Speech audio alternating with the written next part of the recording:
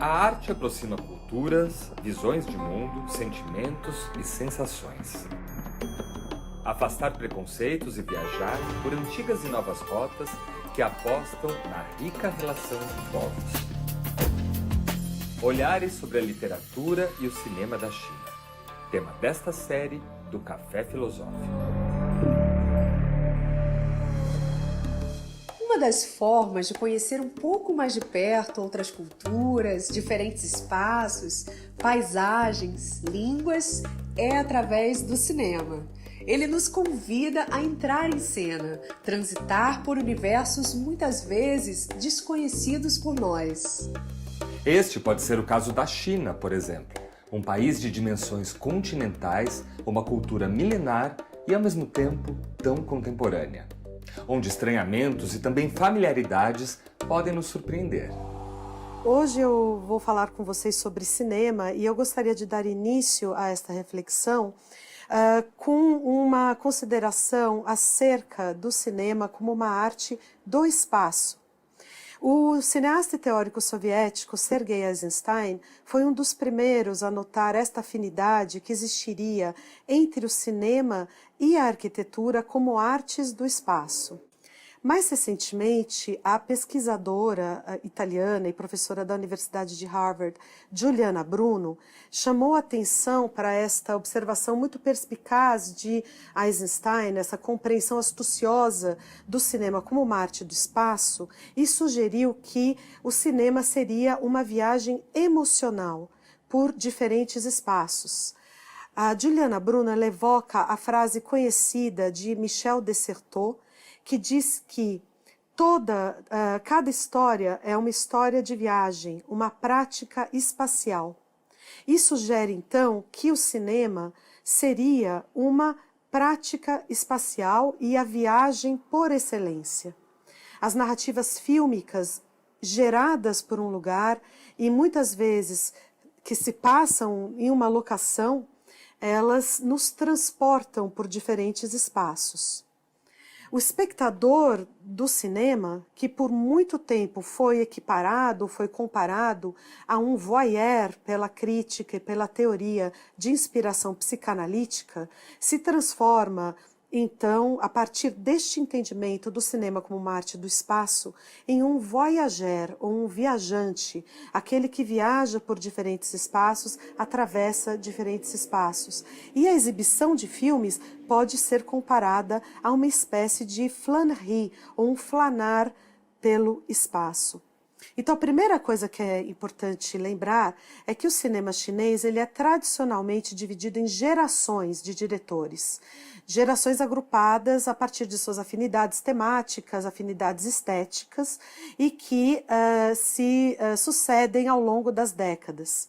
Desde meados dos anos 80, as chamadas quinta, sexta e a mais recente sétima geração têm sido responsáveis pela crescente notoriedade do cinema chinês ao redor do mundo. A quinta geração, que aparece, emerge nos anos 80, ela foi responsável pela modernização da linguagem cinematográfica chinesa e por sua popularidade no exterior. A sexta geração, ela emerge nos anos 90 e trata-se de um cinema mais colado ao contemporâneo, mais colado às experiências nas grandes cidades chinesas.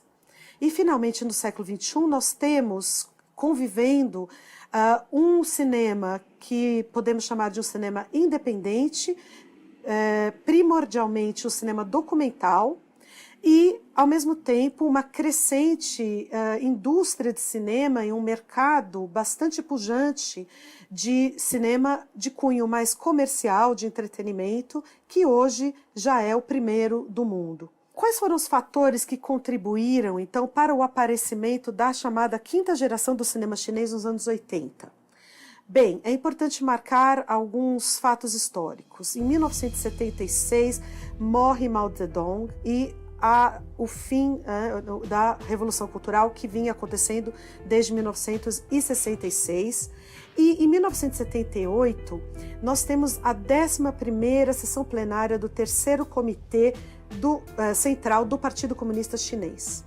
Esta 11ª sessão plenária, ela é muito importante porque é neste momento que se inaugura uma nova fase na história da China e é uma fase de abertura econômica, liderada por Deng Xiaoping, e que vai durar sua primeira fase de abertura até o início dos anos 90. Um período que também promove uma certa liberalização para as artes, e o cinema vai se enriquecer não apenas do relaxamento da censura, há também uma nova relação que se estabelece entre o partido, o regime, e a produção de filmes. E isso vem a partir de uma gradual privatização dos estúdios, que até aquele momento eram todos do Estado. Então, isso vai gradualmente mudar o panorama do cinema chinês nesta década fundamental. Há, então, um aumento na produção de filmes de entretenimento e filmes considerados de arte, e em detrimento dos filmes de propaganda, que eram os filmes políticos. A Academia de Cinema de Pequim é a principal escola de cinema da China. Ela foi fundada 2 anos após a Revolução Comunista, em 1949, e a primeira turma que se gradua na Academia de Cinema de Pequim após a Revolução Cultural, período durante o qual todas as universidades e escolas haviam sido fechadas e reabrem, então, após 1976, e a primeira turma que se forma vai ser conhecida como a 5ª geração do cinema chinês. Na Academia de Cinema, esses diretores, futuros diretores, tiveram acesso a filmes estrangeiros, a filmes que vinham da Europa, dos Estados Unidos, do Japão, da América Latina, filmes que não pertenciam ao bloco comunista, que até aquele momento eram os únicos filmes exibidos na China. Muitos livros de teoria cinematográfica, livros sobre cinema, sobre história do cinema, foram traduzidos neste período de abertura inicial. E a 5ª geração pôde ler estes livros, pôde tomar contato com certas teorias, e eu destacaria aqui principalmente o grande teórico e crítico francês André Bazin, que escreveu no período do pós-Segunda Guerra Mundial e que é o pai do realismo cinematográfico. O que caracteriza, então, a 5ª geração do cinema chinês? Há, na verdade, diferenças importantes entre esses filmes. Eles não são filmes exatamente muito parecidos uns com os outros. Há comédias, há filmes mais de gênero, há filmes que se passam no campo, mas há algo que os une e que permite que nós agrupemos, então, estes filmes sob o guarda-chuva da 5ª geração, e isto é a rejeição da tradição do realismo socialista que dominava a produção chinesa até aquele momento. Esses filmes da 5ª geração, eles intencionalmente confundem as distinções entre heróis e vilões, indo então na contramão dos filmes de propaganda comunista. E, além disso, os primeiros filmes realizados pela 5ª geração, eles têm um enredo minimalista. Muitas vezes utilizam atores não profissionais, são filmados em locação, ou seja, eles saem dos estúdios e utilizam luz natural, utilizam a pouca preocupação, digamos assim, com um cinema de entretenimento e mais uma preocupação com uma expressão artística mesmo por meio da forma fílmica. E tudo isso vai significar uma mudança bastante importante, bastante radical na paisagem cinematográfica chinesa nos anos 80. Os principais nomes desta 5ª geração são Zhang Yimou, é um dos principais diretores da história do cinema chinês. Temos também outros diretores muito importantes como Tian Zhuangzuan, Huang Jianxin, Zhang Jingzhao e Chen Kaige. E os filmes que deram início a esse ciclo, a 5ª geração, foram 1 e 8, o filme de 1983, de Zhang Jingzhao, e Terra Amarela, a obra-prima de Chen Kaige, de 1984.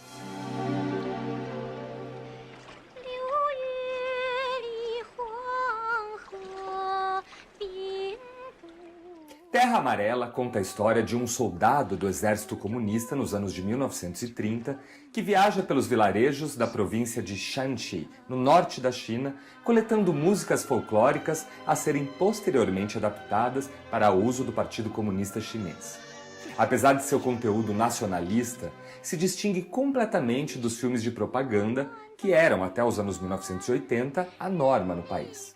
Segundo a especialista em cinema chinês Cecília Mello, este filme trouxe um interesse renovado por essa cinematografia por parte de estudiosos e do público especializado ao redor do mundo, lançando um importante debate acerca de questões estéticas no cinema chinês.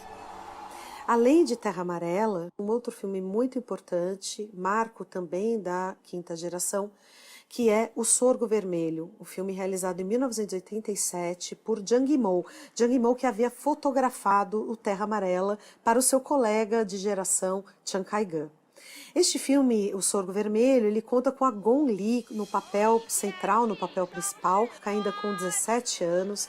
Ela veio a se tornar uma das principais estrelas do cinema chinês e este filme marca o início dessa colaboração entre Zhang Yimou e a Gong Li, que vai durar por muitos anos. Eles vão inclusive casar-se, depois se separam. O Sorgo Vermelho é baseado em um romance de Mo Yan, vencedor do Prêmio Nobel de Literatura em 2012, e a ação do filme se passa nos anos 20 e 30. É um filme que catapultou Zhang Yimou para a fama internacional. É uma estreia extraordinária de um diretor jovem e ele ganhou o Urso de Ouro no Festival de Berlim, um dos principais festivais de cinema no mundo, pelo Sorgo Vermelho, em 1988. O filme ele apresenta um rico estilo visual, que é uma das marcas do cinema do Zhang Yimou até hoje, e uma narrativa também muito forte, uma certa preocupação com elementos étnicos e culturais e um desejo de mostrar um pouco da cultura chinesa para o mundo por meio do cinema.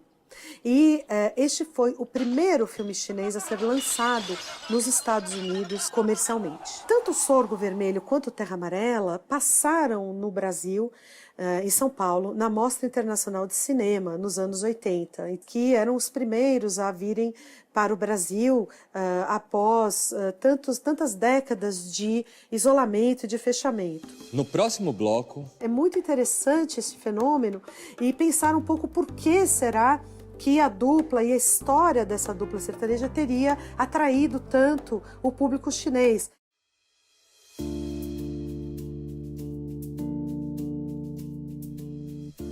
Na década de 1980, começa a se abrir uma ponte por meio do audiovisual e do cinema entre Brasil e China.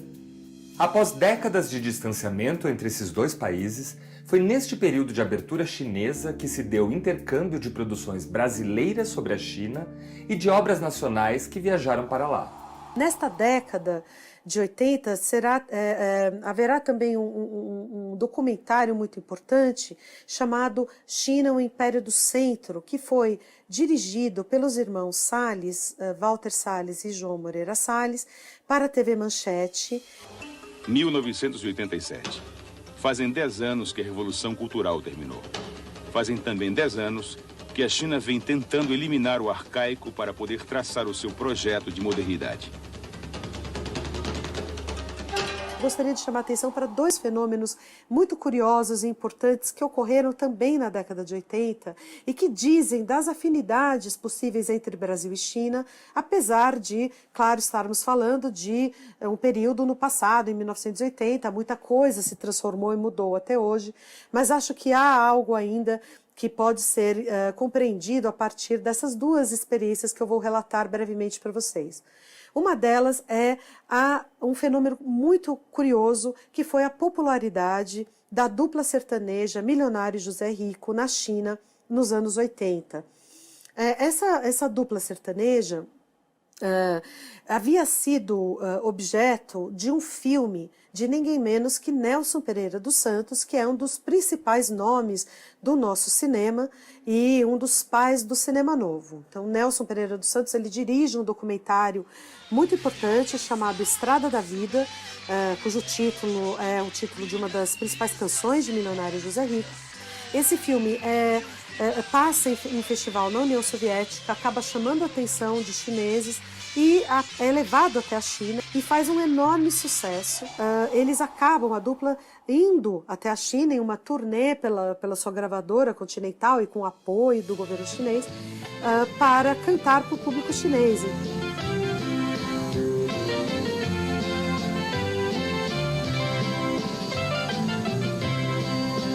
Nesta longa estrada da vida, vou correndo e não posso parar, na esperança de ser campeão. Então é muito interessante esse fenômeno e pensar um pouco por que será que a dupla e a história dessa dupla sertaneja teria atraído tanto esse público que começava a sair do campo e ir para as cidades, que começava a migrar dentro do seu país em busca de emprego nos grandes centros urbanos. Um país que passava de um país predominantemente agrário para um país gradativamente urbano, né? Transformação essa que vem ocorrendo até hoje. Um outro fenômeno curioso e mais conhecido é a enorme popularidade da novela da TV Globo Escravizaura, de Gilberto Braga, que foi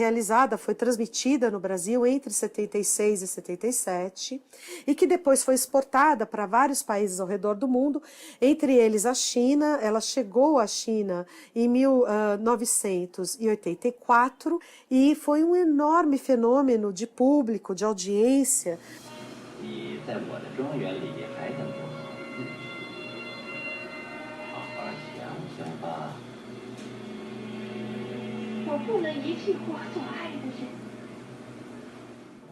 Os chineses se apaixonaram por essa novela e principalmente pela sua estrela, a atriz Lucélia Santos, que se tornou nessa época uma estrela na China, reconhecida pela China toda, inclusive ganhando um prêmio, o Prêmio Águia de Ouro, em 1986, um prêmio inédito para um ator, uma atriz estrangeira, né? Então, realmente algo fenomenal que ocorre nos anos 80.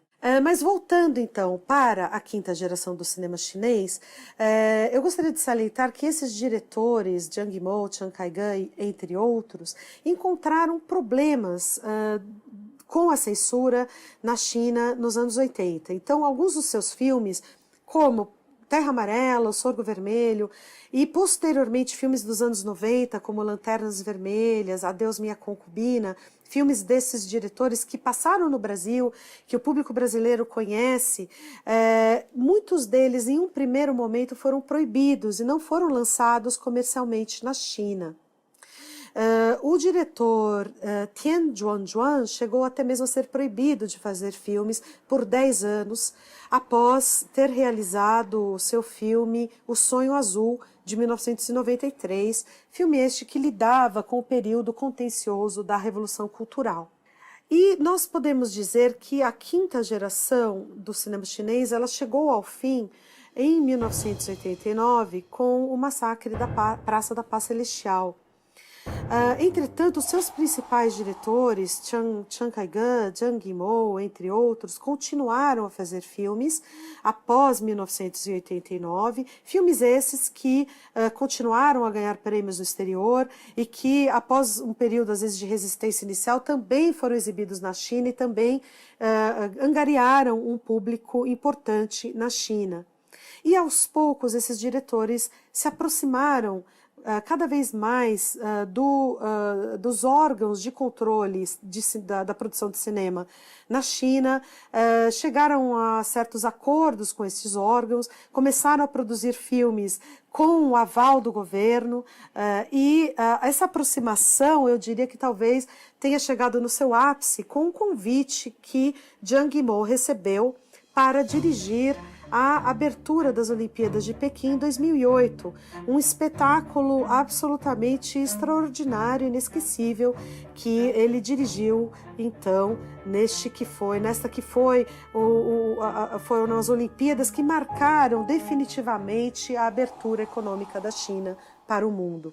No próximo bloco, A sexta geração ela vai revelar, a partir do cinema, toda uma realidade que até aquele momento permanecia ausente das telas.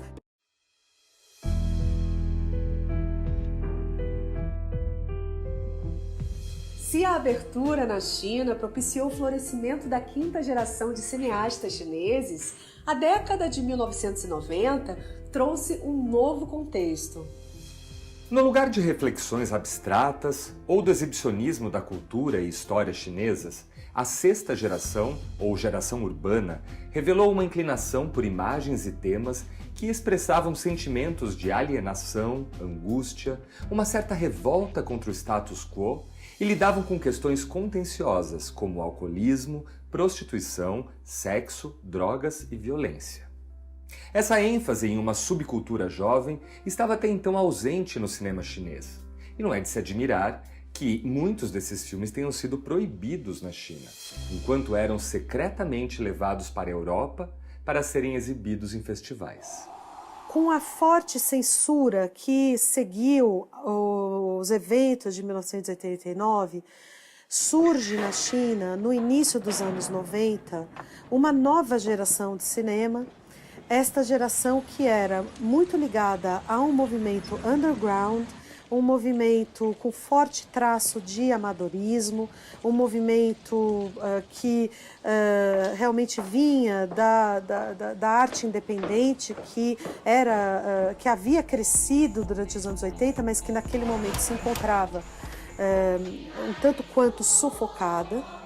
E os filmes que vão ser realizados por esta nova geração se distinguem muito dos filmes anteriores da quinta geração e apresentam uma estética muito mais afeita ao documentário, uma estética de câmera na mão, luz natural, plano sequência, uso do preto e branco, do som direto. São filmes produzidos com baixíssimo orçamento e filmes produzidos quase como em modo de guerrilha.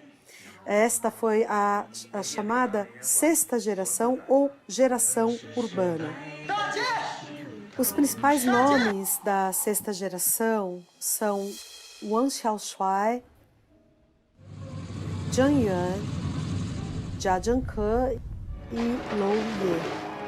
E muitos dos filmes produzidos por esses diretores, entre outros diretores, não foram lançados comercialmente na China, como eu já apontei, mas foram levados para festivais fora da China, principalmente na Europa, e também ganharam uma grande notoriedade e foram laureados com prêmios, e esses diretores se tornaram muito conhecidos do público estrangeiro, mas também dentro da China, porque muitos desses filmes acabavam passando ou sendo vistos por meio de DVDs piratas ou cineclubes, tinha acesso a essa produção.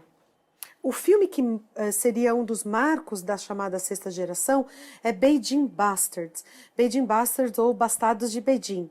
E o segundo filme de Zhang Yuan, um dos primeiros filmes na história do cinema chinês, realizado totalmente fora do esquema de estúdios. Ele é inteiramente independente, é um filme realizado na clandestinidade e que fica entre um realismo de cunho documental e uma certa teatralização da vida, um gesto bastante brechtiano, que inclui com destaque para músicas do grande ídolo do pop, do rock chinês, que é Cui Jian, interrompendo assim a narrativa, criando uma narrativa fragmentada.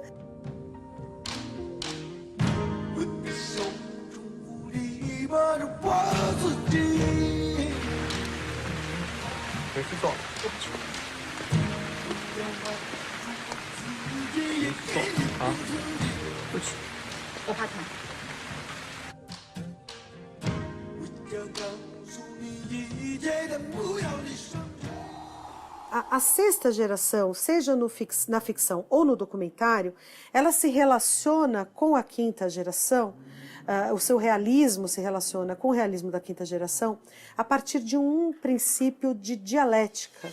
Significa que a quinta geração, ela privilegiava histórias passadas no campo, no interior da China. Você não sabia identificar exatamente qual era o momento histórico, poderia ser década de 30, década de 40. E a sexta geração, ao contrário, ela traz as histórias para o aqui e agora, para a contemporaneidade, para os espaços urbanos da China, e com isso há um passo em direção a um realismo maior, né, do dia a dia, dos acontecimentos daquele momento, de um dado momento preciso, marcado. E é importante também aqui salientar uma característica do realismo nas artes, que é a sua capacidade de revelar algo até então escondido, ou algo até então ignorado pela representação artística. Então, a sexta geração ela vai revelar, a partir do cinema, toda uma realidade que até aquele momento permanecia ausente das telas, ausente da representação cinematográfica. E eu gostaria também de salientar que muitas vezes as grandes transformações artísticas e as grandes revoluções estéticas acontecem em períodos de transformação histórico-social. A China vem passando por transformações sem precedentes na história. E estas transformações requerem também a articulação de novas maneiras para se falar desta realidade. Neste contexto, a tecnologia digital aparece como um elemento fundamental nessa articulação dessas novas línguas para abordar esta nova realidade. Essas grandes transformações pelas quais a China passa tem uma relação direta, como eu já apontei, com a chamada Era das Reformas de Deng Xiaoping,改革开放, que tem início em 1978 e dura a primeira fase até 1992. Esta Era das Reformas, esta abertura econômica da China, vem produzindo efeitos muito fortes nos espaços urbanos da China e vem ocasionando, então, o desaparecimento de construções, de prédios, para a construção de novos prédios, novos viadutos, linhas de metrô, rodovias, tudo isso que vem sendo realizado, ferrovias, né? Tudo que vem sendo realizado na China desde 1980, da década de 80, e que vem tendo um impacto muito forte na sua paisagem urbana. E há, por parte dos cineastas, um desejo de registrar o desaparecimento de espaços, ou seja, o desaparecimento do velho e o surgimento do novo. E há, assim, um desejo de, a partir do que é único do cinema, que é a sua capacidade de se relacionar ou de captar o real de maneira imediata, captar a duração real, utilizar, então, esta peculiaridade que é própria ao cinema para preservar algo que é efêmero, algo que passa, algo que desaparece, um real instável. Dentro deste panorama, o principal nome, sem dúvida nenhuma, é Jia Zhangke.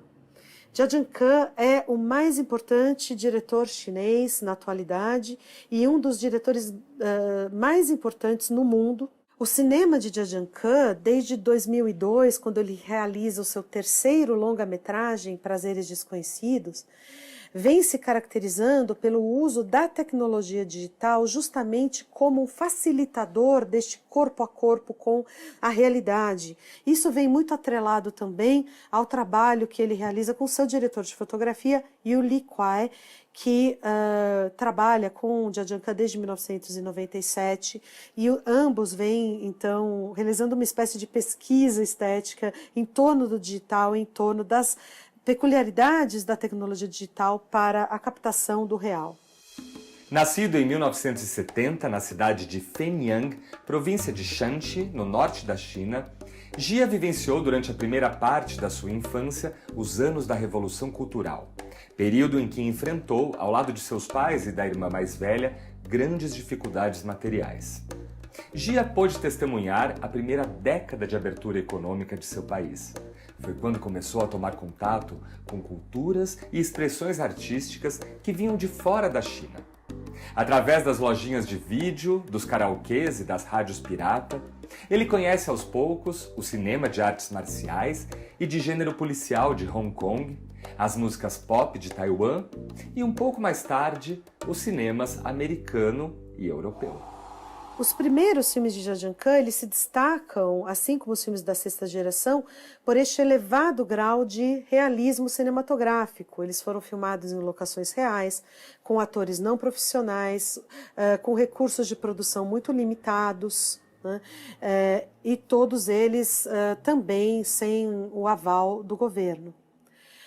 Mas eu diria que mais ainda que seus contemporâneos de sexta geração, o cinema de Jia-Jian-Ke vem se firmando nas últimas décadas como o principal cinema de toda uma geração e um dos principais cinemas do mundo, né?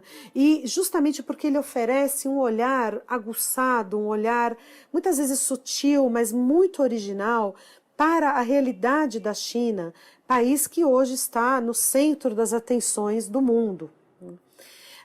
E ele observa estas transformações pelas quais a China vem passando de um modo, por vezes, paradoxal, pois ele alia uma urgência em filmar espaços efêmeros e filmar essas transformações, filmar tudo aquilo que realmente logo não vai mais existir. Então ele imprime uma certa lentidão nesta observação urgente e a partir deste paradoxo emerge a sua enorme contribuição estética para o cinema do mundo. Além disso, Jia-Jian-Ke é muito ciente de como a memória está contida no espaço. Há uma tendência em associar a memória ao passado e ao tempo. Contudo, é preciso observar que a memória é também um fenômeno presente e um fenômeno espacial, como já apontaram filósofos do início do século XX, como Henri Bergson, e também a filosofia analítica de Bertrand Russell. A memória, muitas vezes, é um fenômeno ativado pelo espaço. Nós todos sabemos que, ao visitar uma casa antiga, uma casa da infância, ou a rua onde crescemos, nos lembraremos de eventos. Ou seja, espaços contêm memórias, e memórias são presentes. Essa dimensão espacial da memória é algo muito caro a Jia-Jian-Ke. Daí deriva esta urgência de seu cinema, em filmar aquilo que logo vai desaparecer, que está prestes a se transformar e que necessariamente acarretará uma perda de memória. Os primeiros 3 longas-metragens de Jia-Jian-Ke, Xiaowu, de 1997, Plataforma, de 2000 e Prazeres Desconhecidos, de 2002, foram realizados, então, sem aprovação oficial da Administração Estatal de Rádio, Cinema e Televisão da China, que é responsável pela censura de conteúdo cinematográfico, audiovisual. Esses filmes nunca receberam distribuição dentro do país, do seu país, mas ainda assim foram exibidos em cineclubes, exibidos e foram também vistos muitas vezes em DVDs piratas, né? E fizeram muito sucesso também em festivais no exterior. Estes 3 filmes ficaram conhecidos como a trilogia da Terra Natal de Jia-Jian-Ke.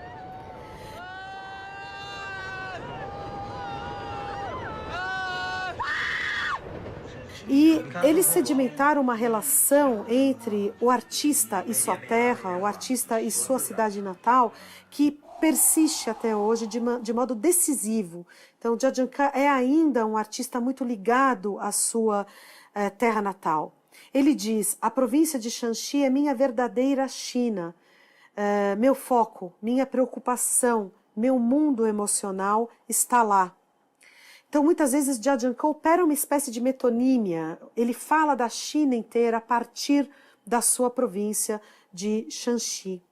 E este traço foi captado com enorme sensibilidade pelo diretor brasileiro Walter Salles, este que é também um dos principais diretores do cinema mundial, e que dedicou um documentário ao seu colega chinês intitulado Jia-Jian-Ke, um homem de Fenian, documentário este de 2014, que acompanha Zhangjiakan em uma viagem por meio da sua província, das locações de seus filmes, em busca das raízes desta sensibilidade na paisagem natural e também nos habitantes, na paisagem humana da sua província natal. No próximo bloco, o mercado audiovisual e cinematográfico chinês é hoje o maior do mundo.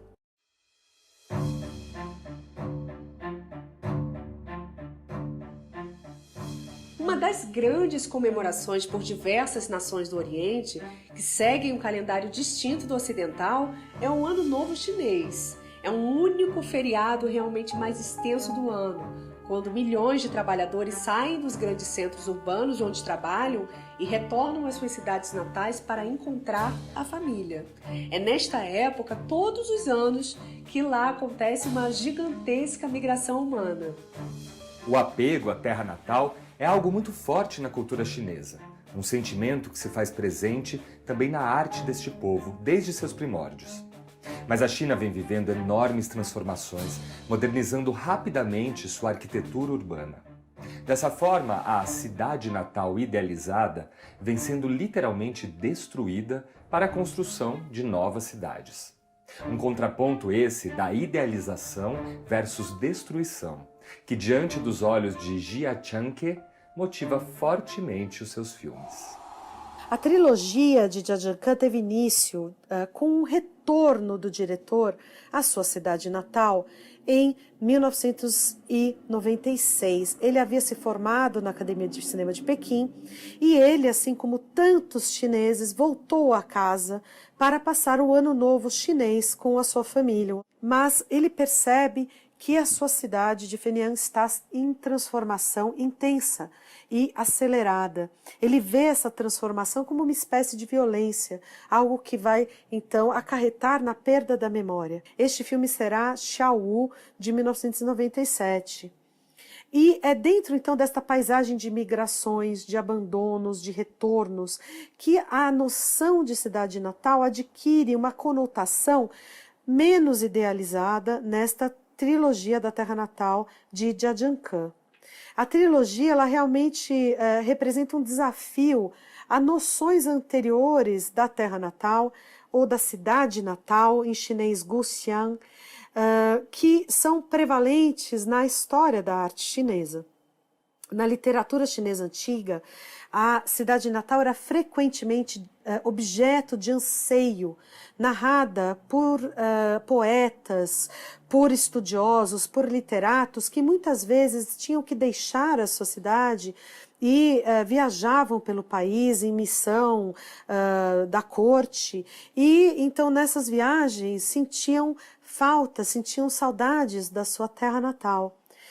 E esse isolamento, essa nostalgia também produzia uma espécie de idealização do que era a terra natal, uma ideia sobre a qual era possível projetar esperanças, nostalgias, tudo isso que vem a partir da distância.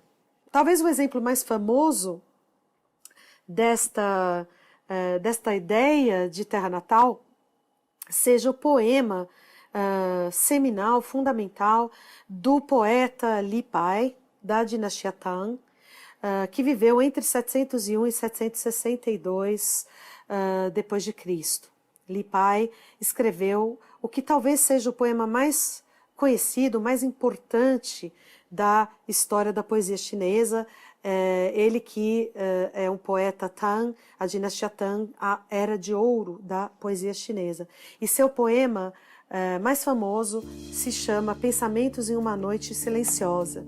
Jin Ye Si Li Bai, Chuan Qian Min Yue Guan, Yi Shi Di Shang Xuan, Zhi Tou Wang Min Yue, Di Tou Si Gu Xiang. Pensamentos em uma noite silenciosa. Diante da cama brilha o luar, ou talvez seja geada na rua. Ergo a fronte e contemplo a lua. Baixo a fronte e penso no lar.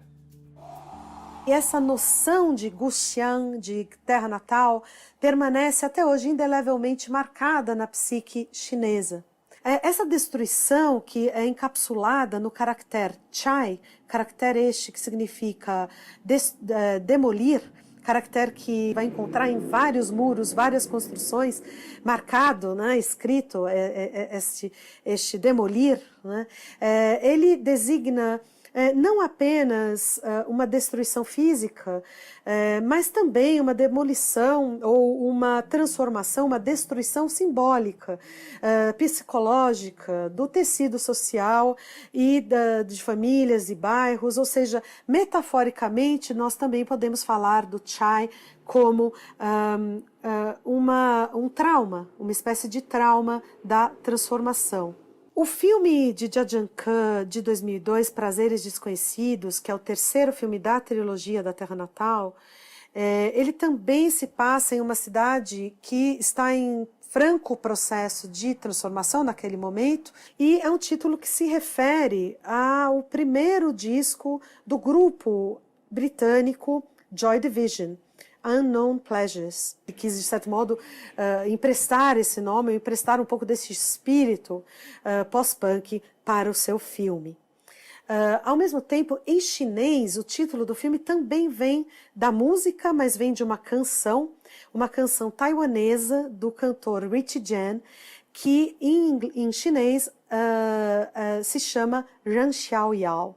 E a letra da canção, ela fala de um herói, um herói jovem que, apesar de todas as suas dificuldades materiais, dificuldades na sua vida, ele não desanima, ele busca sempre a liberdade de se mover pelo mundo, de viajar, independente de qualquer sofrimento que ele tenha na sua vida.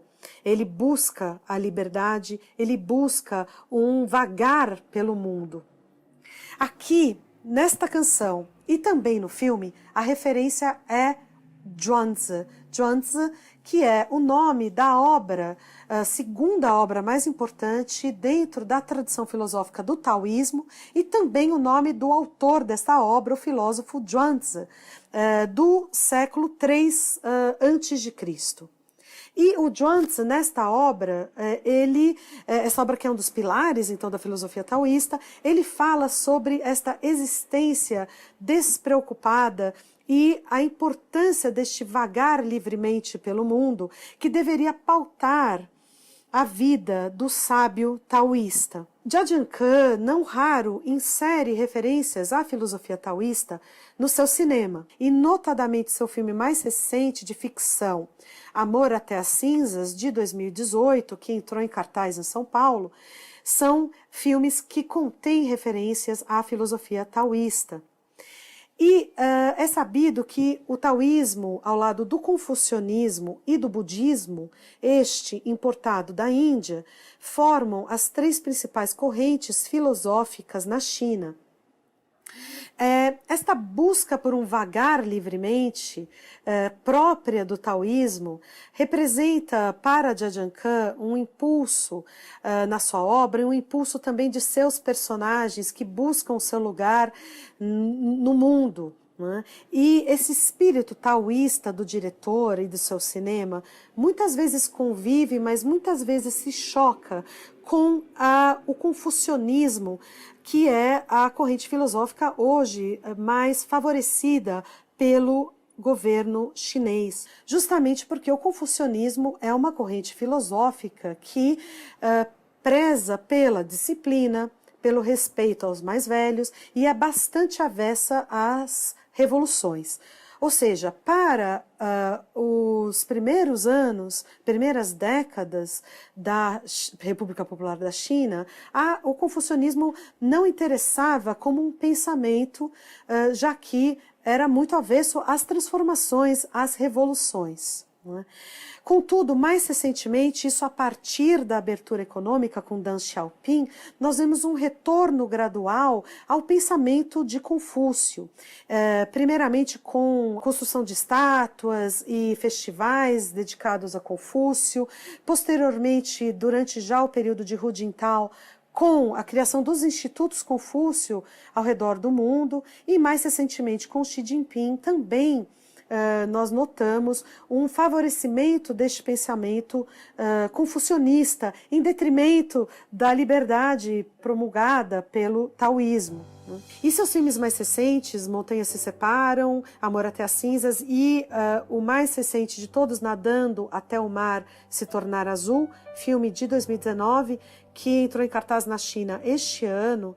Esses filmes todos foram lançados comercialmente no seu país, tiveram grande sucesso de público e participam, de certo modo, desta mudança que vem passando o mercado cinematográfico chinês a partir do século XXI.